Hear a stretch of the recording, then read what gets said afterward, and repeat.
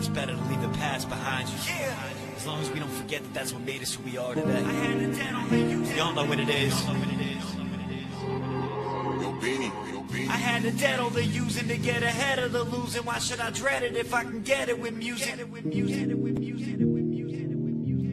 Why should I dread it if I can get it with music? I never thought that life would change for me until he came for me. Ashamed to be the man that I was. That shit ain't for me.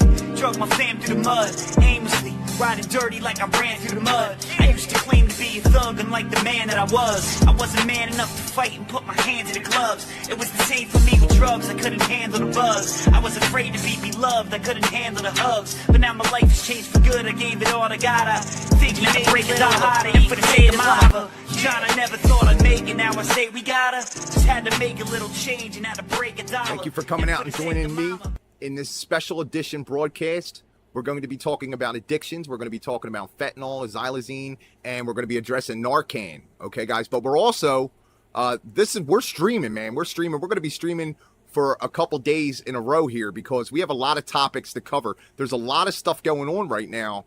I'm very concerned and very scared about.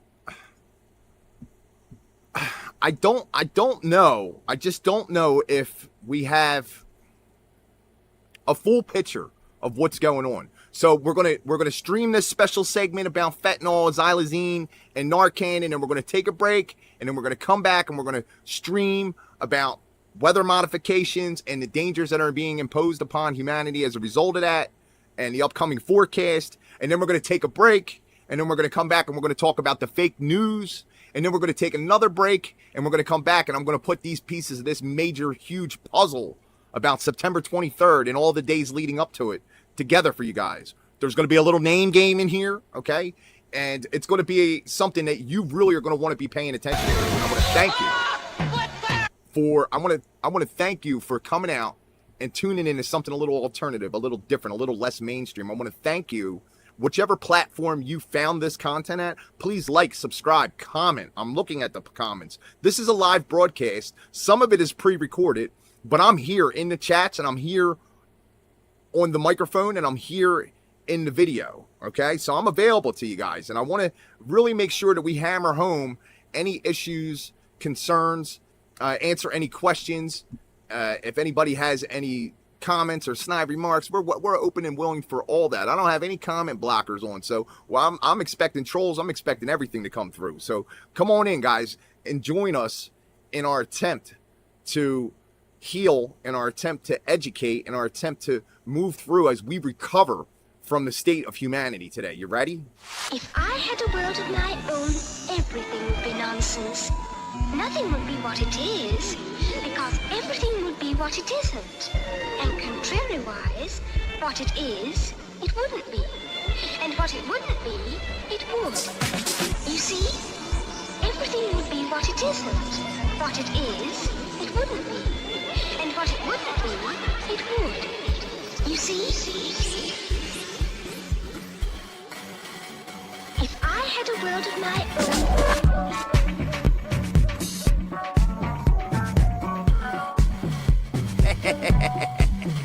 Welcome to New News Now with your host, the Revelator.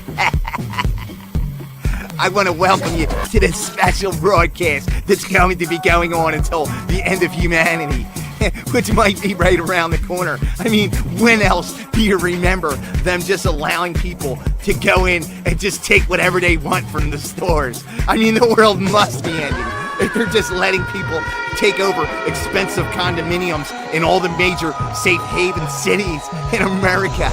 Yeah, and they're going to be giving them all badges soon, too. It's crazy. Oh, God. I just want to warn you guys, this content is not for people that aren't informed. You have to know something when you got here. But if you don't know anything, that's okay, too, because I aim to please.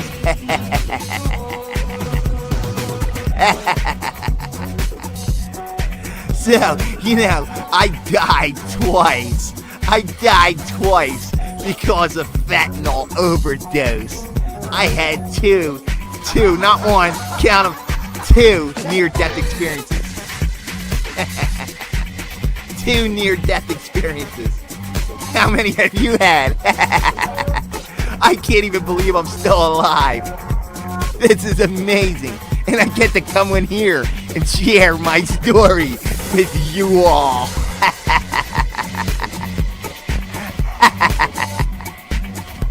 This is gonna be fun.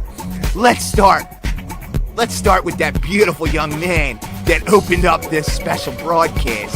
His name is Jeremy Kyle. Jeremy is in recovery, and he uses his creative talent with music, and he brings enlightenment and healing and coping skills to others. Yes, he does. But he also created this cool group in Facebook where it allows people to vent and be entertained. Not all there.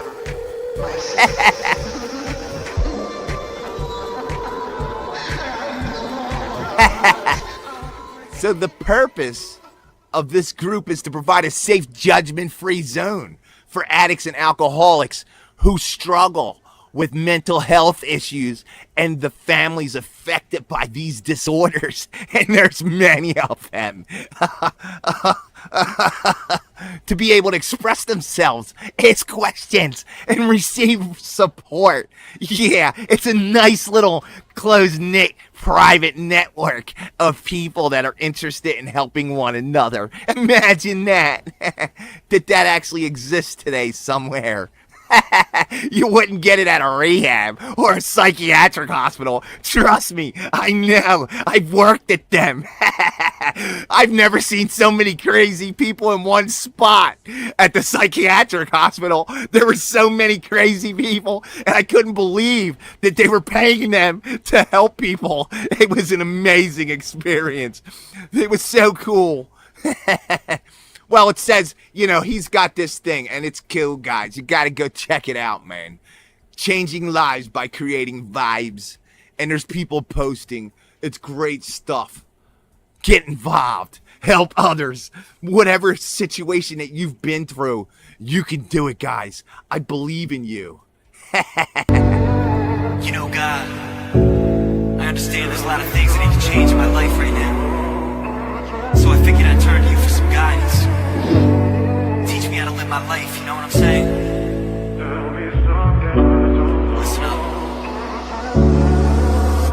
Please tell me how to live my life while I'm dealing with grief. Teach me how to live my life without being a thief. Tell me how to live my life while I'm dealing with pain. Teach me how to live my life without knowing to blame.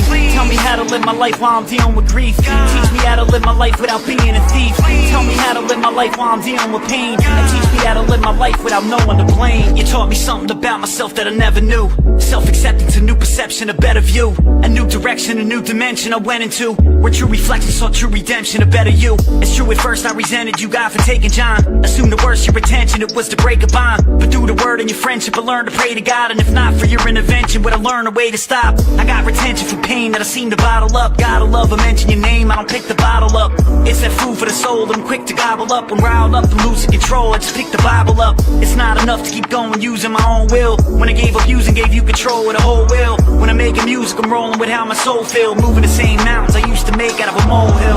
Tell me how to live my life while I'm dealing with grief. Teach me how to live my life without being a thief. Tell me how to live my life while I'm dealing with pain. And teach me how to live my life without knowing to blame. Tell me how to live my life while I'm dealing with grief. Teach me how to live my life without being a thief. Tell me how to live my life while I'm dealing with pain. And teach me how to live my life without knowing to blame. I like the way you send me signs when I'm acting malicious. You heard me out the many times that I've asked for forgiveness. And I can always call on you without having your digits, and actually just talk to you without acting religious. The path to riches ain't the reason I'm rapping, but this is to have a passion you believe in and having commitments. I'm on my knees kneeling as if I snapped a meniscus, and taking ashes and rebuilding them back into bridges. A crash collision is like defining addiction. Like a mathematician's like multiplying division.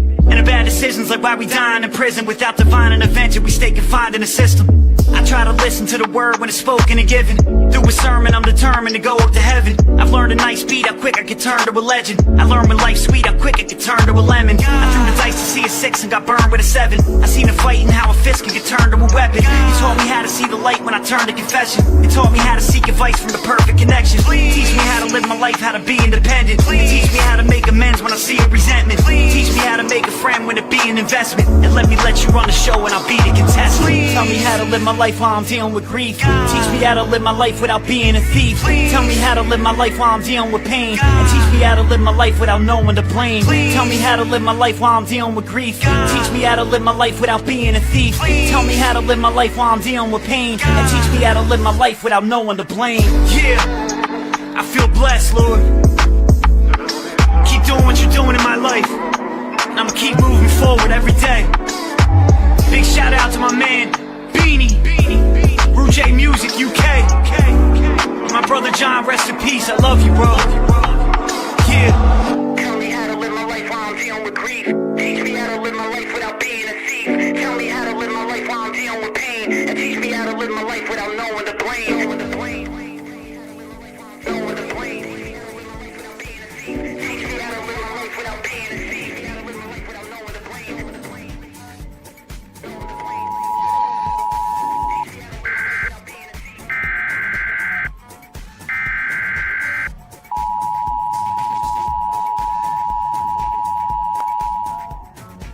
So I want to encourage you guys to get on over there to Spotify and find his work. I want to apologize for Miss Athena. She's not feeling well. She won't be broadcasting with us. As you see, she's wearing that flag around her neck. She picks her own handkerchiefs to wear, and she's still a statist. She thinks that, we might be able to elect somebody or something might be able to happen in that area. It's all she knows. And then she, she's not real comfortable unless she has her blankie. That's her blankie. Yeah, thanks guys. I appreciate the support. Okay, so I think we had the one track playing over top of that track, but you guys get the idea, man. So, like this is designed for you guys to oh man.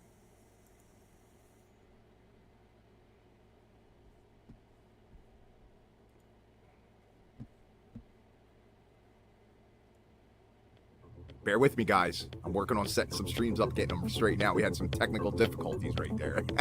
They're trying to stop me. Yeah, man, that's hilarious. All right, so let's get on in here, man. Let's get over here to this right here. Let's go with no, that's not the right one. Hold on, guys. Hey, there it is. All right, so there's a lot of content out there, and I just want to talk about a little bit of it, okay? There's some people that are literally just capitalizing on the downfall of others, okay? And you see that going on in a lot of these type of videos, right? But there's some people who are doing this and they're trying to educate others, right? And then there's some people that are doing it, and look, Carmelite Church, how about that? Then there's some people that are doing it, and there's loved ones that are looking for people. Like there's family members, friends, ex-coworkers, ex-people from my housing that I was running that are wandering around in these streets. And I try to get in there where I can fit in there to see what's going on with them. There's a couple good ones where they actually take the time to interview the person and like find out more about them, okay? You'll see that going on in a few of them, right? But it's not just Kensington, guys. It's going on everywhere, like literally everywhere. So let me get over here and we're going to do this. We're going to go right on in here, guys. You ready? Let me see here. Hold on. Make sure I got this set up. Boom. There we go. Okay. So I want it to be nice and big so you guys can see. Zero for tranquilizer with more than a quarter of overdose deaths linked to the animal tranquilizer, Xylazine. This was in 2020, but it's still going on today. It's often laced with fentanyl and other drugs, and now the White House down in D.C. is classifying it as an emerging threat and calling us ground zero. So we're the nerve of the White House to call us ground zero when they can't even keep drugs out of their bathrooms and all their rooms in their White House. It's a crack house over there. They got so much drugs. Like, you're going to tell me the Secret Service couldn't figure out whose bag it was? I don't think that the White House is anybody that I want to be listening to when it comes to drug use and recovery from drug addiction. It just doesn't sound like it's a good idea, guys. But let's tune in some more here. Rosalind Pichardo, founder of Operation Save Our City, to find out what this means and how dangerous trank can be. What is trank? So trank is a animal tranquilizer. So a lot of it is in most of the supply that we see now on the streets. And why is it? Does it help so they can put more out on the streets, or why? Wait till you hear this, guys. It's just amazing information. Why would they be putting trank in the drugs? So it intensifies the high, but also it's really easy to get Would they mix it with what? Heroin? with fentanyl. With fentanyl? Right now it's fentanyl. There's not much heroin anywhere, really. So fentanyl is it. But this is killing people.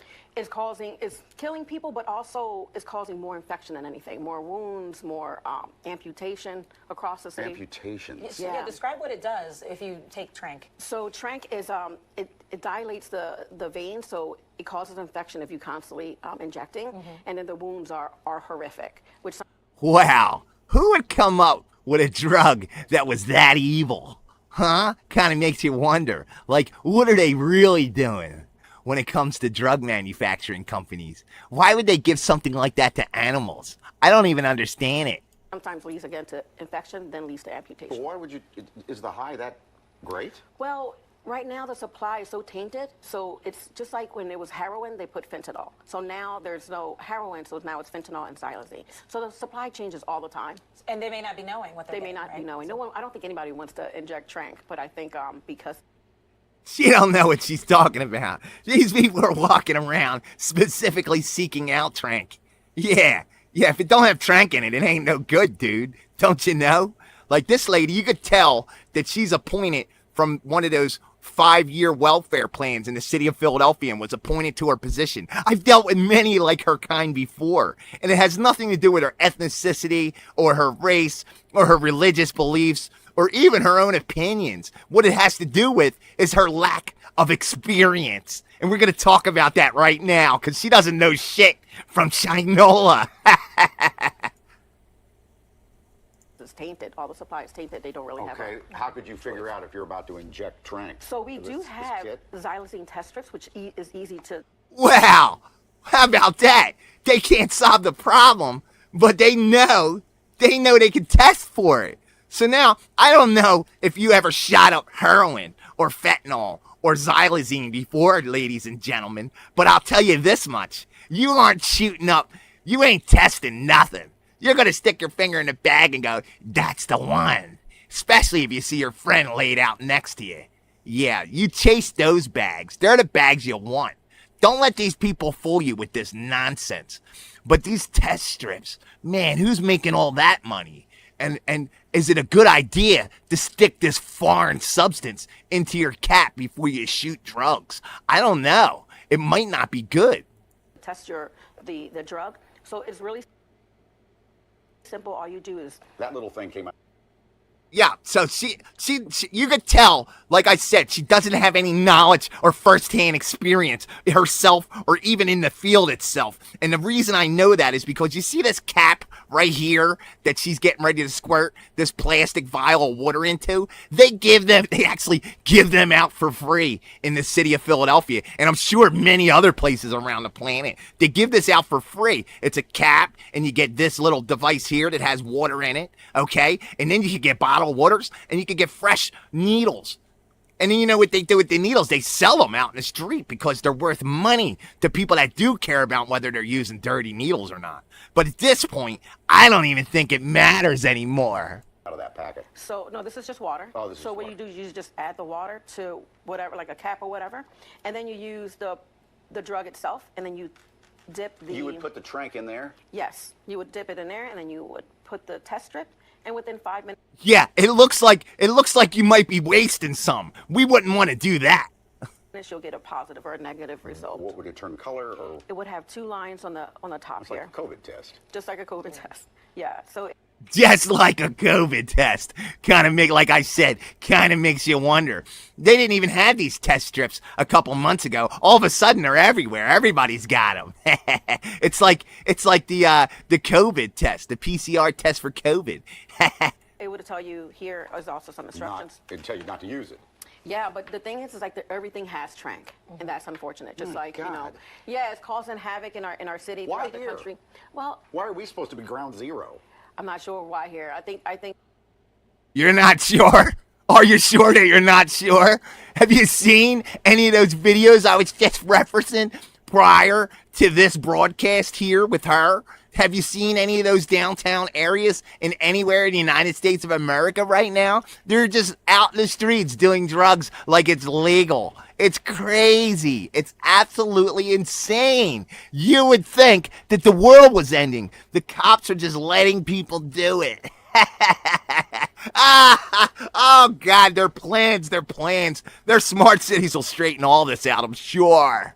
Philly has been known like the epicenter of drug use, I guess. And that's unfortunate because it happens all over the country. But working with The most common sound in the inner city areas in the United States of America and some parts of Canada right now is that ambulance that you see right there. That's the most common sound that you're going to hear. See 75? 75 is downtown Philadelphia. They've actually responded to a couple of my calls when I worked inside of rehabs and psychiatric hospitals.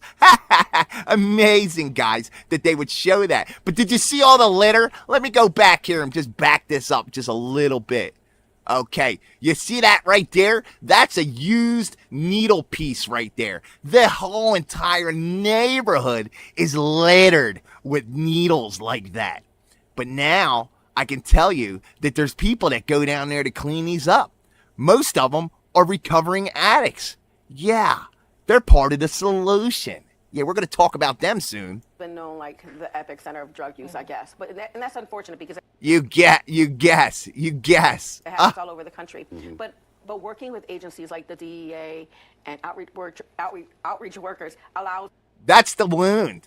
That's the wound right there. It's healed. This person, they must have gotten clean, or they must have gone to a hospital and gotten clean, because this wound is nicely healed.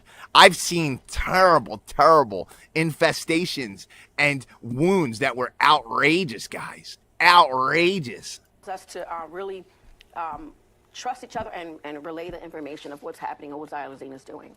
And with those strips, are they easy to get? Where can folks get those? So these, for me, was a little hard to get, but soon, maybe in a week or so. I wonder who's making all that money. You see that Narcan there? That doesn't work on Trank, does it? It doesn't. Get rid of that. It does not work on Trank. However, most people who are overdosing, it's because of the opiate, so you still need it, although they're doing Trank.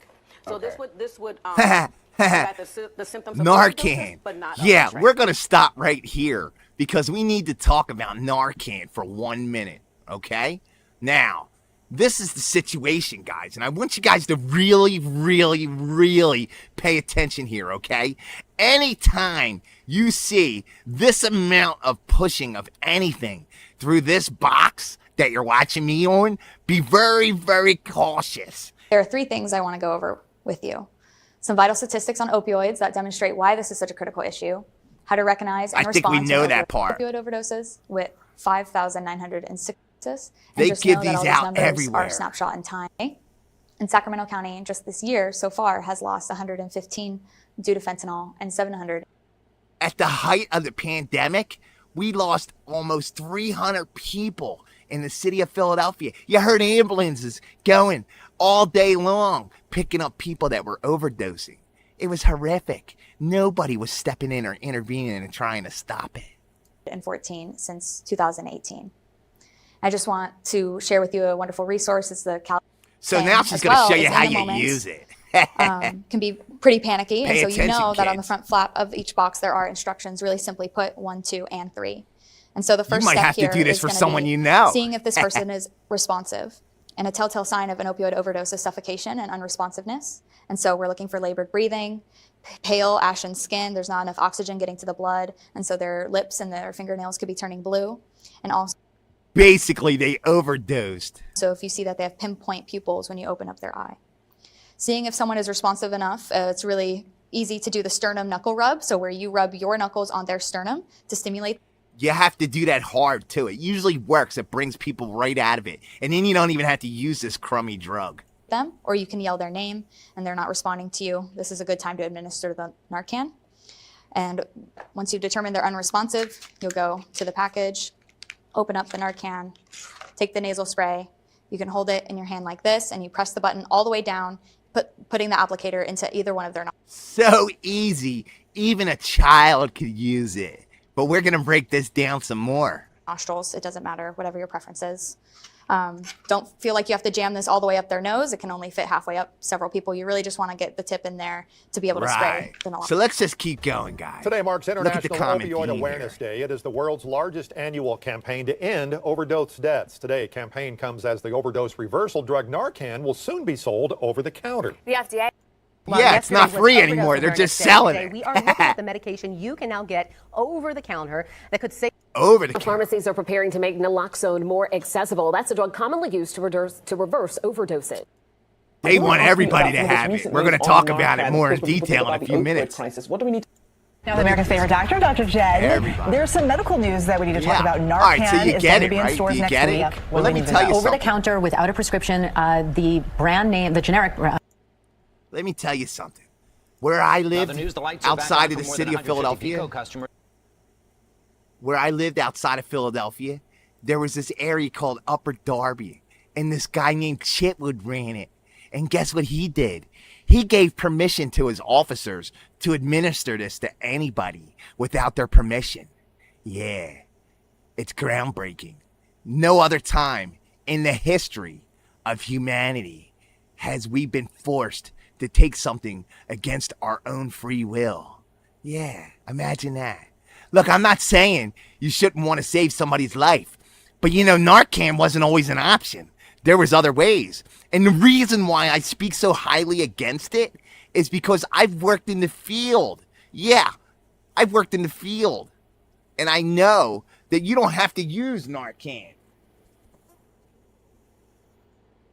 Let me get my wallet out and show you what you actually should use. Okay, hold on. We're going to switch up cameras here so we can talk about it because it's very important.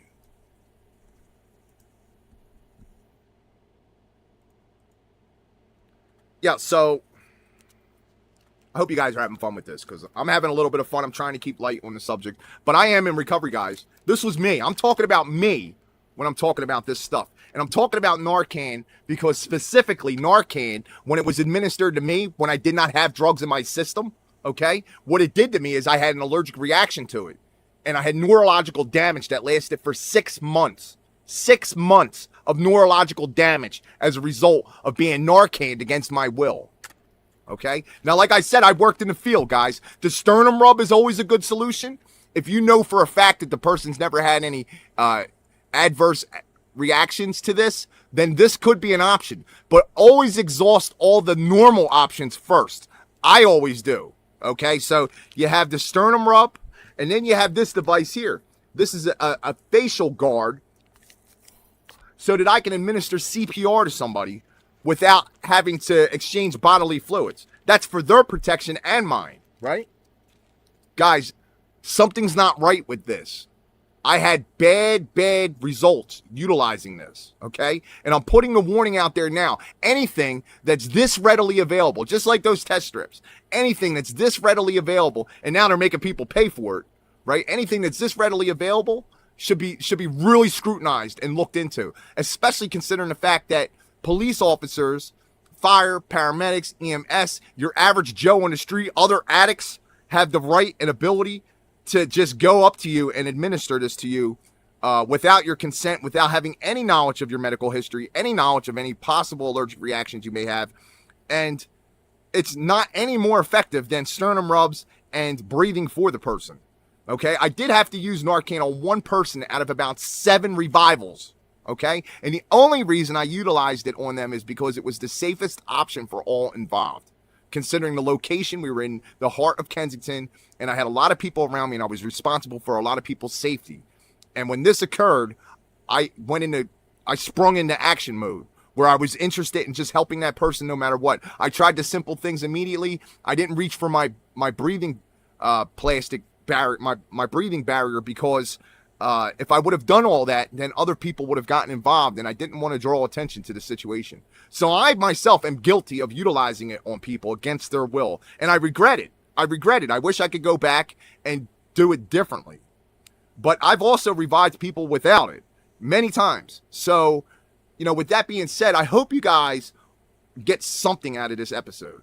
Okay, we do have the city of Upper Darby. Like I said, they were the ones that initially in the entire United States of America, they were the first ones to administer it to people without their consent or will, which is like a really big deal, guys. A lot of people aren't in the know when it comes to these sorts of things, and they need to be. So we're going to talk about 2 organizations that I participated with when I was in Philadelphia helping people, that I know that boots on the ground, they're down there handling their business, helping people, like ridiculously trying to help people, okay? All right, so the first one we're going to talk about is Angels in Motion, okay? We're going to go big with it. Let me see here. Angels in Motion, okay? They are an organization that sets up in many different places throughout the tri-state area and other areas, okay? They're not just limited to the city of Philadelphia, okay? And they have all these different fundraising techniques and educational seminars, and they are out on the streets handing out clothes and food and assisting people with rides to rehabs and shelters and all different kinds of great stuff, okay? So that's what they do, okay? In fact, you know what? They have a clip. Let's put it up here real quick. Hold on. Angels in Motion, because this is important, guys. What do we got here? Let's get rid of that. Boom, boom. Yeah, so this is like a little documentary. We'll give this a minute here. I'm not going to play too much of it, though. Let me see here. Let's go right into it.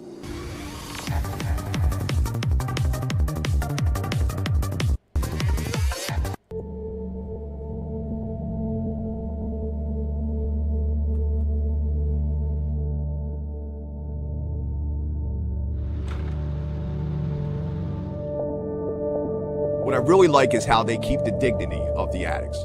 They don't broadcast my garage them when they're at their like lowest. this. Yeah, this is all donations from people all over. And you guys can donate either money or time or Found 5, 10 products, cents for lady. cosmetics like toiletries. They need everything, guys. And they're not the only organization. We're going to talk about another one. And then there's also, if you guys are watching this and you're from different areas, please put in the comments any local organizations that you guys might know of. You know, this is part of life now. Unfortunately, it's not here in Ronhurst. It's not in Somerton. It's like these apartments right here. I don't know about now, but I know they were dealing heroin out of them. That's right around the corner from my house. Fact.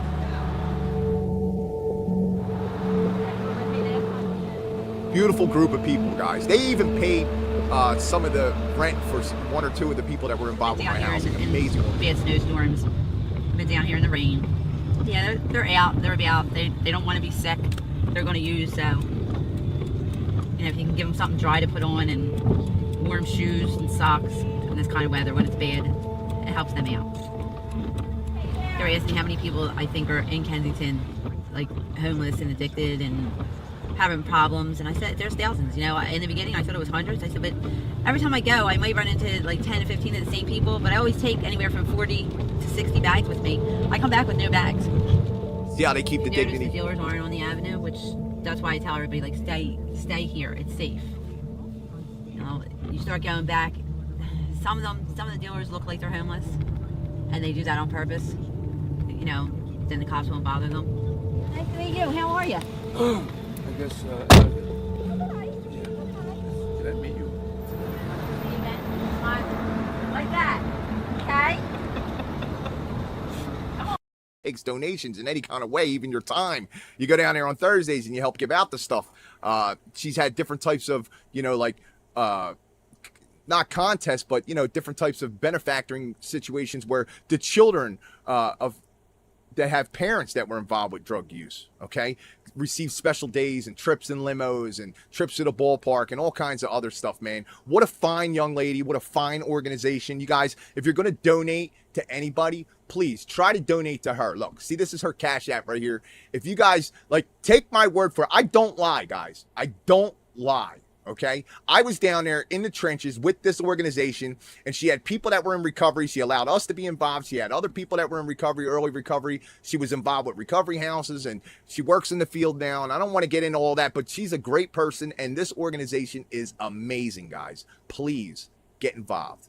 Okay, get involved somewhere, somehow in your region, in your neighborhood, wherever you're hearing this at. There's people that need your assistance, and the networks and the connections that you can make are amazing. Unreal, just totally unreal. But I want to thank you guys for tuning in for this episode. We went a little long with it, and that's okay. You know, like, it's all right to go a little long sometimes. You know, like, some situations call for that. I tried to make a little fun of this, but it's not really a laughing matter. If you haven't tried these drugs, do not try these drugs. If you have a friend or a family member or someone that you know that's involved with these type of situations, take the time to be supportive to them. Find out how you can assist them and help them by educating yourself about the drugs and the recovery processes that are going to be needed for that person. It's going to take all of us, guys, to do that. It's going to take all of us. These communities are just primed for the smart city takeover, and these people are dying left and right. They're being amputated left and right, and the cops are literally just standing around watching. They're literally just standing around watching. I want to thank everyone that was involved with my recovery housing and the recovery movement that I was involved with up north. All the people that I've worked with, that although they worked within the system, and it was a struggle to do so, they did so. And they did so because they wanted to help other people, man. It breaks my heart. It breaks my heart. It's my city, man. It's my background. It's my heritage. It's where I come from. And a lot of my people are out there right now, and they're not in a good way. And any support that you guys can give to these organizations, or educating yourself and supporting people that are in the recovery process, would be fantastic. Thanks for letting me share, guys. Where a high-profile Narcan save put the issue front and center. When Upper Darby police officer Matt Lynch reports for duty, he straps on his gear. Sidearm? Check. Radio? Check. Baton, handcuffs, extra ammo clips? All there. Then Lynch heads to the rack of patrol car keys to retrieve what's become one of the most important tools he'll carry. The little red boxes hold Narcan kits, the no assembly required nasal spray antidote that can bring a heroin overdose victim virtually back from the dead. Lynch remembers his first exposure to the new kits. Carried this red box with me everywhere, and I was like, well, when am I ever going to use this? Probably a week or so later, it came up. It happened. In just the past 16 months, Lynch and his fellow Upper Darby police officers have used Narcan 86 times to revive overdose victims. 74 times it did the trick. That's frightening. Remember this video? More than 600,000 people have watched it on various internet sites since it was released back in January. It shows 25-year-old Michael Meany of Delaware County shooting heroin aboard a crowded SEPTA bus. Moments later, Meany collapses unconscious onto the floor of the moving vehicle. Upper Darby police are first on the scene, and there's that little red box. Use the nasal Narcan to revive Meany. He was later charged with drug possession in the hopes of getting him into treatment. People that normally would not commit crimes are compelled to commit crimes by the hold that this drug has on them. Upper Darby police officials say Narcan has turned their officers into a hybrid of cop and EMT. We're interested in saving lives, and this is probably one of the more dramatic ways that we can do that. Captain Thomas Johnson says his officers are enthusiastic about how Narcan has expanded their duties, or maybe more accurately, expanded their opportunities. We kidded, we're worried that there's going to be two police cars crashing into each other, trying to get to the person that they can revive, because there's an incredible amount of satisfaction when you can save a life. We talked at length with Officer Lynch as he patrolled Upper Darby on a recent afternoon. He has several Narcan saves to his credit, but says back from the dead victims aren't always grateful. It's neat to see it, at that point, but my first thing right after that is this person going to be combative? Is he going to want to assault me? Yeah, so warning. When people utilize these drugs and they're brought out of their high, most of them have the experience of knowing that it was from Narcan, and they get very aggressive towards anyone around them. So be cautious and wary of that. That was another reason why I took care of that situation the way I did that time. Or anyone else? There's a bigger problem. Cops with Narcan can save a drug user for the moment, but many addicts cannot kick the habit. In April of last year, for example, Lynch saved an overdose victim with Narcan, a 40-year-old man. He started coming around, and his girlfriend thanked us for helping him, come back and bring him back to life. But he told me as he was getting loaded on the ambulance that he had just got out of rehab, a week prior. 4 days later, that man OD'd again. This time, Narcan. Right, this time Narcan didn't help him. But listen, this is the thing, guys, and I want you to pay close attention, okay? This situation is not something that is going to go away easily. It's going to take education. It's going to take commitment and hard work from everyone involved, okay? That video that you just watched is 7 years old, over 7 years old, okay? So they were the first ones in the country to do it, all right? There's one other clip I want to show you guys because this is the most important thing that I can show you concerning this issue, okay? Because there is options.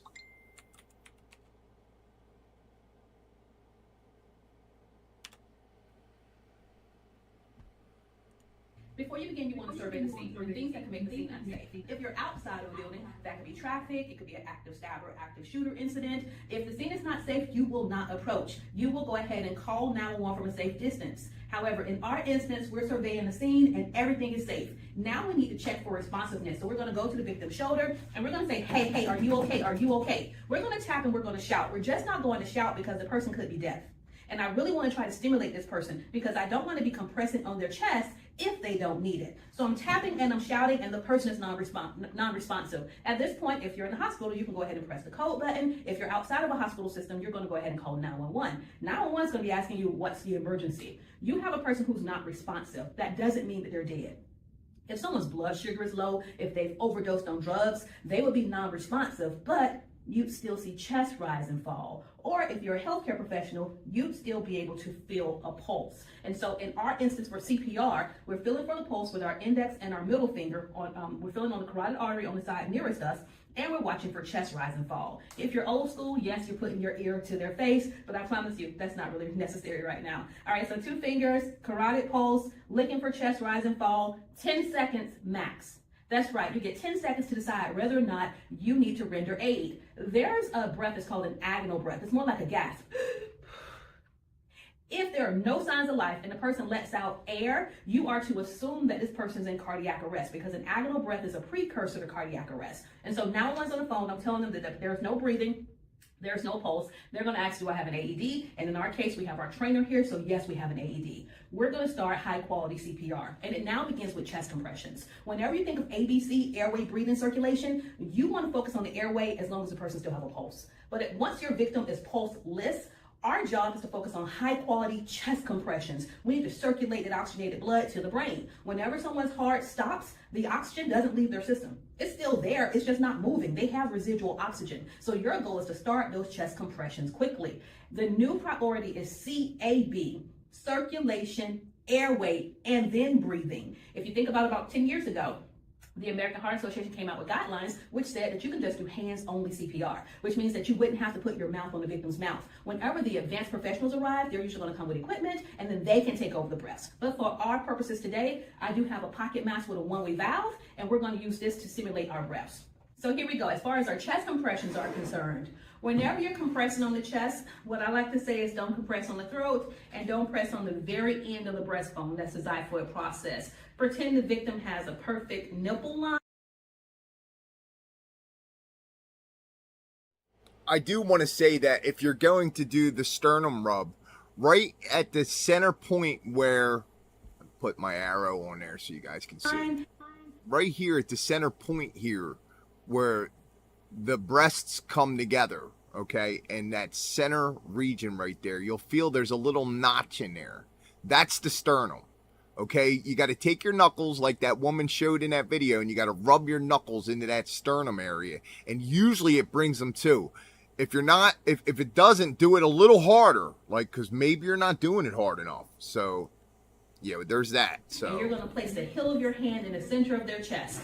Yes, the chest should be exposed. And men, if you feel uncomfortable exposing a woman's chest, the Good Samaritan law is going to protect you if you are rendering aid. If you still feel uncomfortable and you have 911 on the phone, you've called for help, we want you to start those chest compressions on top of clothing. But if you do real... I also want to mention that the Good Samaritan laws, there are laws in the state of Pennsylvania. Check the local laws in your area, wherever you are, because they vary. Unfortunately, people decide what is right and what is wrong, depending on what state you're in, or what county or city you're in, or what country you're in. I mean, you can't just have right and you can't just have wrong. You have all these gray areas because of man's law that he created. Okay, so be careful of that. The other thing I want to point out is most areas also have protections against anyone if they're in possession of drugs, or they themselves are using, or they are with somebody that overdoses, and you call the police. Normally, you are under protection of not being prosecuted for possession or being under the influence. And you're really trying to save this person's life, the reason why we expose the chest is in preparation for the AED. And so we do want you to do something. And there is a healthy fear of, maybe lawsuit or litigation because you exposed a woman's chest. But that fear, I hope to negate that today and to decrease it, because we need for you to save a woman's life the same way you save a man's life. Hand placement center of the chest. You would then take your shoulders, and your shoulders should be aligned with your hands. You're going to press straight down.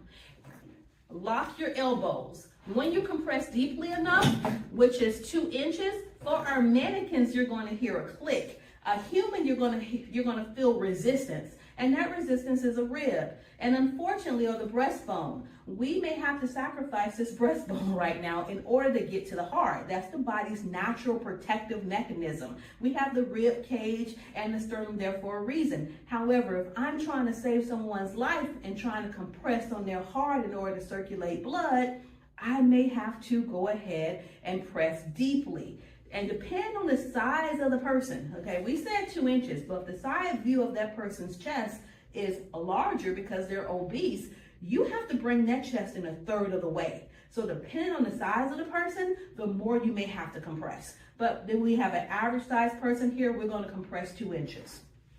4, 5, 6, 7. We're going to do 30 compressions. After 30 compressions, we're then going to utilize our pocket mask, which is more like a teardrop shape. The angle of the mask goes over the victim's nose. We're going to press, and then we're going to open up the airway with a head tilt chin lift technique. So let's repeat that. Pocket mask, angle portion, bridge of the nose, press, tilt, and now you're going to give a breath.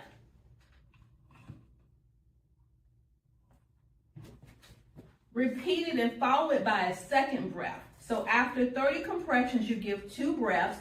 Each breath should last about 1 second. What you don't want to do is hyperinflate the chest by giving too much air, because if you give a really big breath, you can actually inflate their stomach, and of course the victim would vomit, and we don't want that happening. So now I'm going to repeat this process, 30 compressions followed by 2 breaths, and now I'll continue doing this until help arrives, until I'm exhausted, or until the AED arrives to the scene. So let's do a couple of cycles first, and then we'll utilize our AED. 1, 2, 3, 4, 5, 6, 7, 8, 9, 10, 11, 12, 13, 14, 15, 16, 17, 18, 19, 20, 21, 22, 23, 24, 25, 26, 27, 28, 29, 30.